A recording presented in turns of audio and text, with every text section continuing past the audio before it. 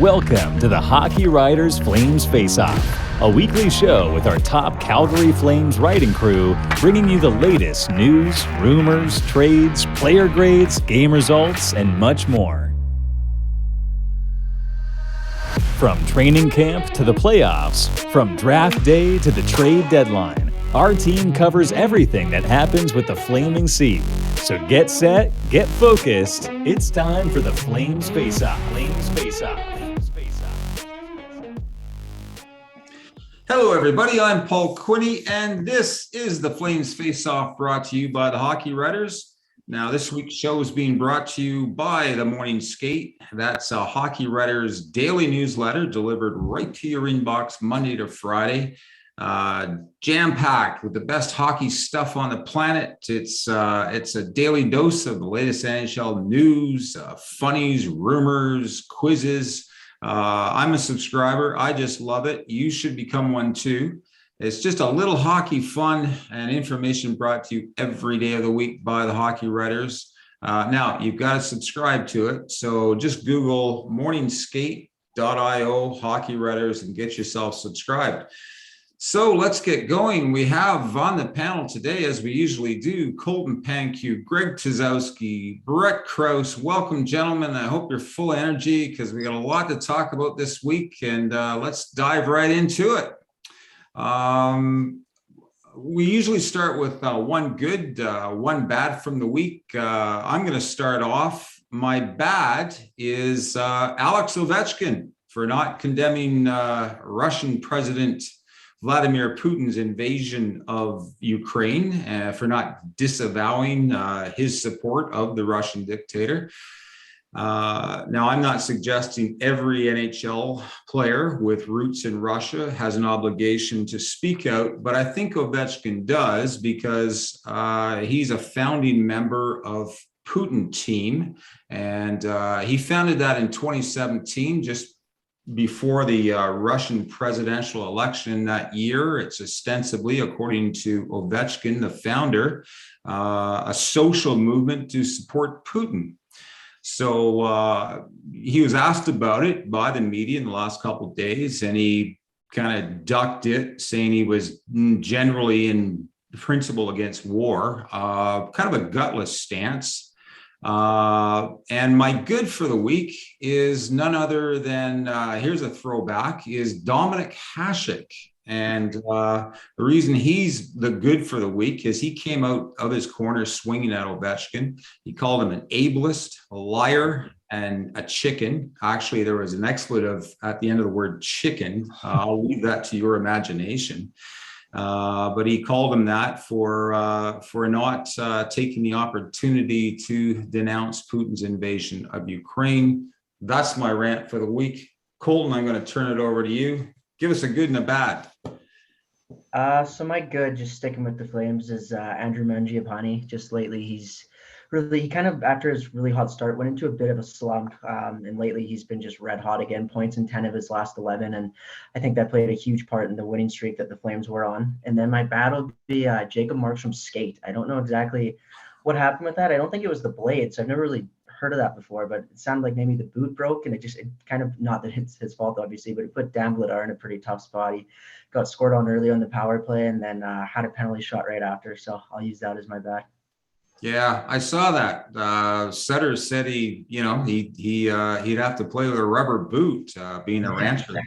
But yeah, none on the bench. Greg, over to you. Do you have a good and a bad for this week? Yes, my good and bad are the same person.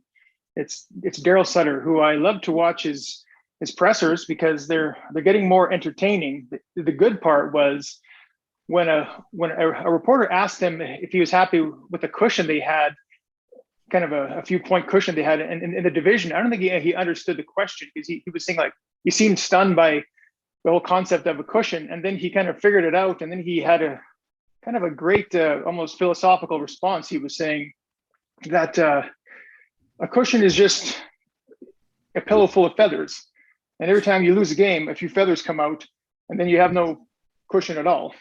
And it sounds kind of silly, but you know what? He's actually right. It's a very good metaphor for a playoff cushion. The more you lose, the more feathers you lose. So that's my good. The bad is Daryl Sutter again. He kind of threw Vladar under the bus because people asked him, it was kind of a tough spot for Vladar to come in cold like that. And I think Vladar let a goal in on his first shot in that power play. And Sutter had no time for that. He just said, you know what? He's like any other player. He has to be ready to play whenever he goes in.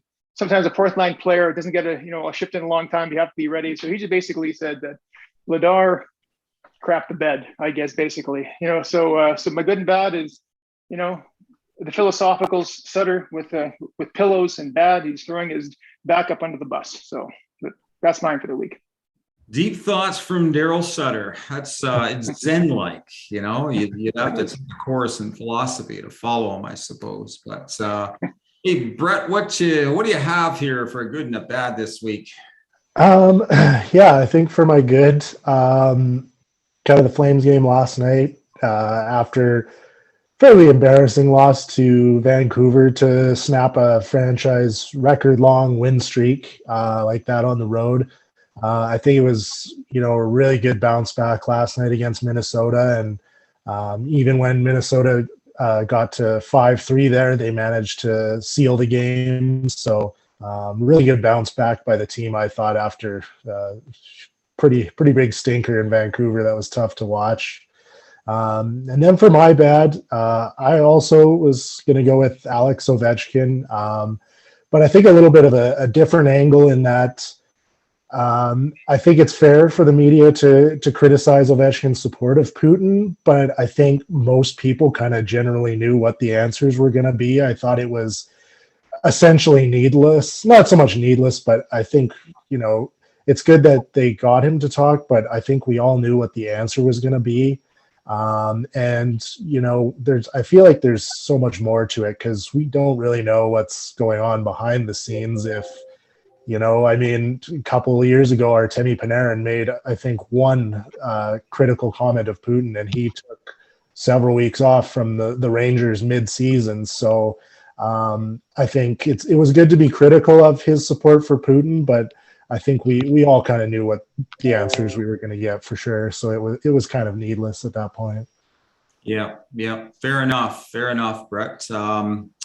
Well, let's get into the week that was. We're really in the dog days of the hockey season in Calgary here. They just keep rolling on. 1, 2, or 3 this week. They've got a record of 31, 14, and 6. In their last 10, they're 9-1, although their 10-game winning streak rather is over.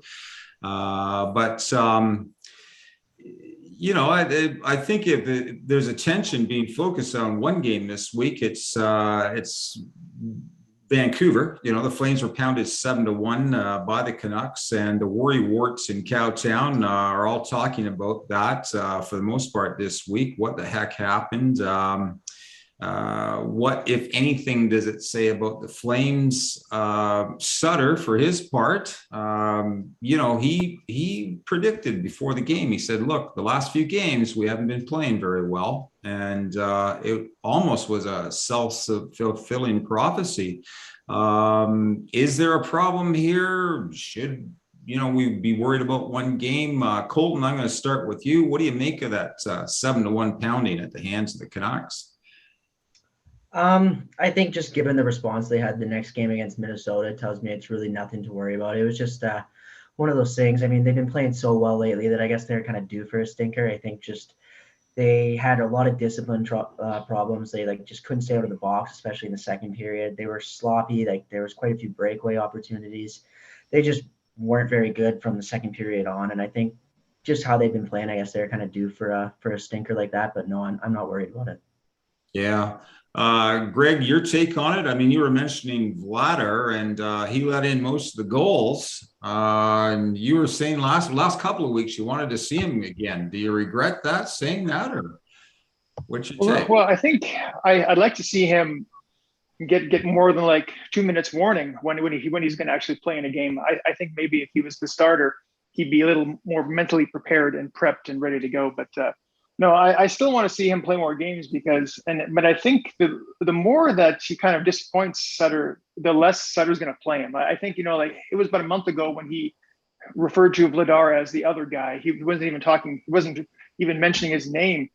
And so I just think he's kind of in the doghouse. So I think that kind of worries me, that I think you still need 2 goalies down the stretch. You still need and I don't blame those goals on Markstrom that he let in. They were all just kind of like top shelf. They were absolutely, great shots by Vancouver. So, it's funny. Daryl Sutter was saying before that sometimes you get lucky. And like he said, we had a couple of breakaways that we didn't score on Demko. And I think during this winning streak, a lot of those goals were going in and now they weren't going in. So I just think it was just one of those times. I knew they'd lose eventually. I didn't think they would lose in such catastrophic fashion. That was kind of hard to watch as well. So, but am I worried about it? No.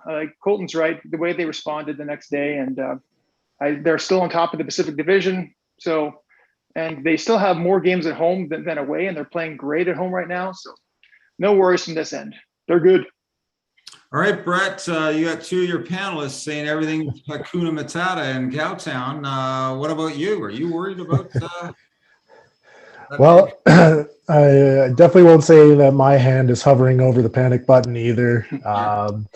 I think that Vancouver game was just kind of a culmination of things. Their penalty kill had been so good for so many games, and then they let in three power play goals, I believe, that night, and it took a lot of penalties. And so it was just didn't get a good game from Markstrom, and I think that all just kind of compounded. And for the 3rd time again here, that their game against Minnesota really negates any worries, because they beat a team that's much better than Vancouver currently. So definitely no worries. And I was even surfing through Twitter, and it was one of the Flames beat reporters, and he said, if this loss stings right now, just remember that the Flames haven't lost in almost a calendar month, to put it into perspective. So in the NHL, that's pretty good. All right. Well, let's talk about losing. Actually winning, or the end of winning. How much of that 10-game win streak do you guys think was due to an easy schedule? And in their last 10, the games leading up to that 10th, they played weak to at best middling teams. I think with the exception of meetups with the Leafs and Golden Knights. Were we reading too much into the win streak? But the way they were winning, though, like they were scoring. I think they set some other kind of record for most games, 4 or more goals in a row. Like they were rolling, and they weren't just winning these games. And even at the end of their streak, even against like Winnipeg, that was a tight game. They outshot them, but they really, squeaked that one out to keep the streak alive. But they found a way to win. And sometimes people say it's like, if your opponents are weaker, you still have to beat them. Like how many times in the past few years have the Flames rolled up against a weaker opponent and said, this is a game you should win, and then they didn't win it, they weren't, maybe didn't have that killer instinct, or maybe they didn't get up for the games, or whatever the issue was. They're getting up for these games, and they won all 10 of those in a row for a reason. So no, I don't really put too much stock into weak opponents, because this is the best hockey league in the world. If they're the worst team in the league is still, full of professionals who are pretty good players. So it's like, and who can win in any night. So I think that's bunk. I think they're good. I think their record was indicative of their play. No easy wins in the NHL is what you're saying. Yeah, have to agree with that. That's what Sutter says all the time. Daryl Sutter says that all the time. He says, he never takes any team lightly, it seems like. Brett, what do you think about that 10-game winning streak? Were we reading too much into it? Was it due to easy teams, or? Yeah, I think it definitely wasn't the toughest schedule, but again, we talk so much about how the NHL has so much parity in the league. Like it might be one of the most level of all the 4 major North American sports leagues.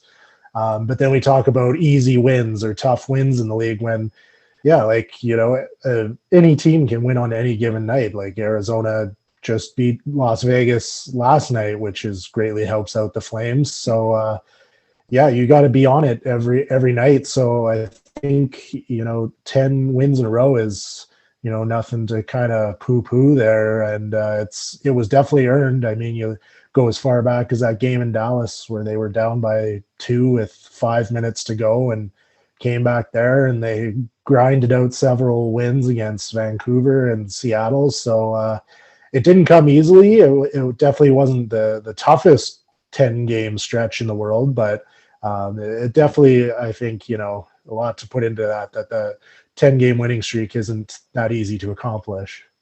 Yeah, for sure. This is the Flames Faceoff, brought to you by the Hockey Writers. And don't forget to sign up for the morningskate.io, morningskate.io, so you don't miss the best daily hockey newsletter on the planet, if I do say so myself, as a hockey writer. And it's delivered every day, 8 a.m. sharp to your inbox, Monday to Friday. And if you read it, you will be the most knowledgeable hockey guru at the water cooler or wherever you happen to discuss your hockey. Wanted to quickly turn on, we've been talking about Sutter, and I kind of laugh at sometimes what he says. He was talking about that 10-game win streak, and he said, quote, "I don't put much stock in it in 10 in a row unless it's the playoffs." That got a laugh, but at the same time, I remember, Sutter drew some criticism from Drew Doughty, and Doughty said under Sutter, everything was dour and it was drudgery. It didn't matter how good you were doing. It was, he'd be knocking you down and trying to keep the emotions down. And I think Doughty said, I'm quoting here, "If there's a problem with the team, or if you had a problem with Daryl, you'd be intimidated to go knock on his door and say, hey, Daryl, I don't like this or that." Just quickly, should Sutter loosen up a bit? Is he in danger of losing the room when nothing's ever good enough? And, I suppose if that's your, if you've got one gear as a coach is to say, hey, whatever you deliver isn't good enough, you can do better, you eventually lose the room. Greg, any thoughts on that? Speaking of philosophy of coaching? Yeah. Well, the thing about Sutter is that, he might have like a shelf life, I don't think he's definitely worn out his welcome, but I think, he signed a 3-year deal and next year is his last one. Like, if he has some big success, I think they might extend him, but I do think he has a shelf life, but I don't think there's a problem yet. I did have to laugh a couple of weeks ago during the middle of this winning streak. One of the reporters said, how do you make sure that your guys don't get too high, high about themselves, about their game? And Sutter just laughed and said, "Oh, I'm good at that." He didn't want these guys to enjoy this winning streak for a second, and they probably didn't. And I remember writing an article about these former Kings joining the team, and Trevor Lewis said that he was really intimidated by him at first, but then by the time he finished his time with Sutter in LA, he said he found him quite easy to talk to. So I think it's kind of who you talk to. Maybe there's guys who are more comfortable with Sutter, maybe guys who aren't, but I can't really argue with the results right now. And as long as they're winning, I don't think anybody, Flames management, the players, fans, anyone's going to complain about maybe he's not Mr. Warm and Fuzzy with these guys. So, and I don't know if player coaches, the guys who are nice, I think Gulletson was kind of a nice guy, and Ward was a nice guy, and they couldn't seem to get over the hump with those guys. So maybe it's not a bad thing that he's, Mr. Intimidating, maybe it keeps the guys sharp and on their toes and wanting to impress them. I don't know, Colton, is it the way Greg says, nice guys finish last? I mean, should we lighten up a bit, or what are your thoughts? I think it depends on the team, because you hear like John Cooper, who's won back-to-back cups with Tampa now. He's supposed to be a really good players coach, but I think with this Flames group, we kind of said the last few seasons, it seemed like they're lacking accountability. So I think Treliving bringing in Sutter was he brought him in exactly to clean that up. And to this point, like Greg said, the results sort of speak for themselves. Like, he's the front runner for the Jack Adams. I think eventually he does have a shelf life.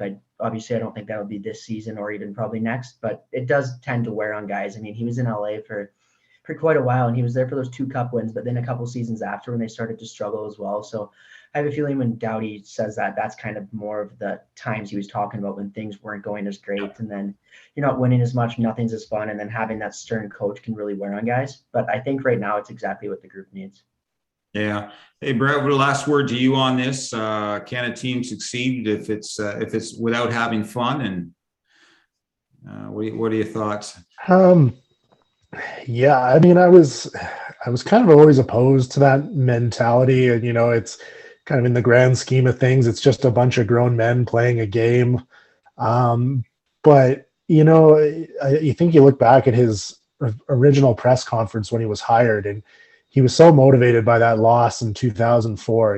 He was talking about how he came back here for unfinished business, and he obviously saw potential in this lineup, and he's achieved it. He's got Gaudreau, on pace for a career high, Lindholm on pace for a career high, Tkachuk. They're one of the top lines in the league. He's got a top 4, which has played really well, and they're, a top 3 team in the Western Conference right now for sure. So, he saw potential in that, and now he's kind of thinking, it's the Stanley Cup or bust. It's sure we can win 50 or 60 games in a season, but if we go out in the first round of Las Vegas or the Oilers or the Kings, none of this matters. So I can see why he doesn't put stock into a 10-game winning streak in the regular season, because this is just get to the playoffs, and then once you get to the playoffs, that's when it starts to matter for him. Yeah, whole new season. Well, look, let's get to the shootout round here. Assistant General Manager Craig Conroy was a chatty Cathy this week on Sports 960 Fans, saying of Johnny Gaudreau's contract extension, I'm quoting here, "That's a done deal. We're going to get that done. We'll get that done," he emphasized again. Do you believe him, or was that the Baileys in his morning coffee talking? Why wouldn't Gaudreau sign now? Greg, I'm going to throw that to you.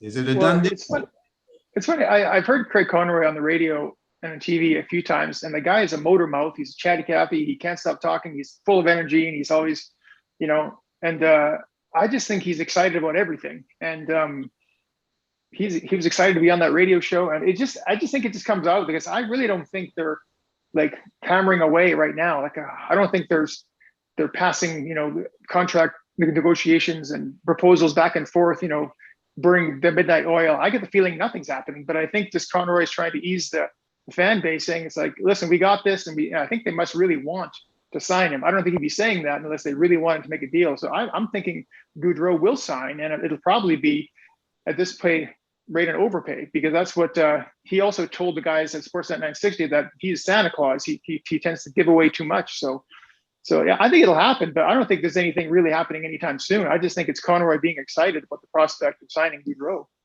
Yeah. Well, hey, whatever's in his coffee, I'd like some of that. That's all I can say on it. But Colton, what are your thoughts? Is it a done deal? I mean, it better be after those comments. He got a lot of people really excited. I think it's pretty rare to hear like that. Like he was really confident that it's going to work out. But like Greg said, I would be surprised if it comes soon. It's kind of something that I expect that they'll push until like the season's done, just kind of to avoid the distractions and everything like that. But I mean, based off his comments, I'd be pretty surprised now if he doesn't re-sign at some point. Yeah. Okay, Brett, last word to you on this one. Should we go back to sleep on Gaudreau, sleep soundly? He's signed already, or what are you thinking? Yeah, I mean, there's still articles from guys coming out that there's a possibility he goes somewhere else, but lots of people are still talking that Johnny Gaudreau loves Calgary. He's publicly stated it, that he enjoyed his time in Calgary, and I think if I'm Craig Conroy too, I'd be excited too, because that whole management office probably thinks they can sign Gaudreau. They obviously would like to sign Gaudreau, so I think they're all confident. But I'm definitely with Greg there. I think it's not they're sitting at the desk sort of back and forth. I think they've maybe chatted a few times over the season, but I think it's something that gets done even kind of closer to free agency. But I think they do get him locked up before he hits the free agent market. All right, we've got all these predictions recorded, so I'm going to make you answer to them in July, I guess. Wanted to turn to whether Treliving should be making a play for a puck-moving offensive defenseman. Many pundits say that's exactly what they need. I'm going to read out a list of following players. Pick one of them that you'd recommend, because on the market are Jacob Chychrun from the Yotes, Mark Giordano, John Klingberg from the Stars, Nick Leddy from the Red Wings, Colin Miller from the Golden Knights, Ben Sherratt, we've talked about him, from the Habs, Calvin DeHaan from the Blackhawks, Justin Braun from the Flyers, and Robert Haig. Greg, I'm going to turn to you on this one. Did anybody on this list strike you as a player that Calgary should get serious about inquiring before the trade deadline? Before that game against the most recent game that the Flames won, where Oliver Shillington crashed into the boards, and I don't know if he's, Sutter said he's okay, and Kachuk said he's okay. He looked fine in the dressing room afterwards. But when something like that happens, it kind of would scare the fan base a bit into thinking, well, maybe we do need some kind of insurance. I would be, before that happened, I figured, I think they're probably good. They could probably make do with what they got, and even like Michael Stone's in the waiting area trying to get in. But I think it wouldn't be the worst play to try and get some offensively gifted puck moving guy. And I actually wrote an article about a month and a half ago saying that the Flames should pass on Giordano. But if they could make it work, and if he would be willing to play maybe a reduced role in this team or whatever, I think he wants to play for a contender if he gets traded at the trade deadline. And I could see them bringing back. The rumor never seems to go away. It's like there's always people bringing it up. It seems like every few weeks there's another Giordano wants to go back, or they want Giordano. So I'm thinking, why not? I've kind of changed my mind on this. If they can make it work, and maybe Seattle eats some salary, bring back the former captain, and maybe they can help him go on a long run. Okay, Colton, what are your thoughts? Do they need another defenseman? And if they do, who would it be? Yeah, I think I'd like to see them add another one, just even for depth purposes. If there's an injury, like Greg had said, with Shillington or anyone else. I had originally said John Klingberg when Dallas first made him available, but then obviously they went out and grabbed Toffoli, so they don't really have the room anymore, just because I don't think Dallas would eat any salary on that deal. But Colin Miller's another interesting one. He's a guy that can really put up offense. He's been pretty underrated throughout his career and doesn't make a lot of money, so he'd be a pretty cheap option to go after, I think. And out of the names you listed, I think that would be one of the more attainable ones. Yeah. Brett, your thoughts on this? Should they get another defenseman? And if so, who on that list? Or maybe you got another one that's not on that list they should acquire. Yeah, I mean,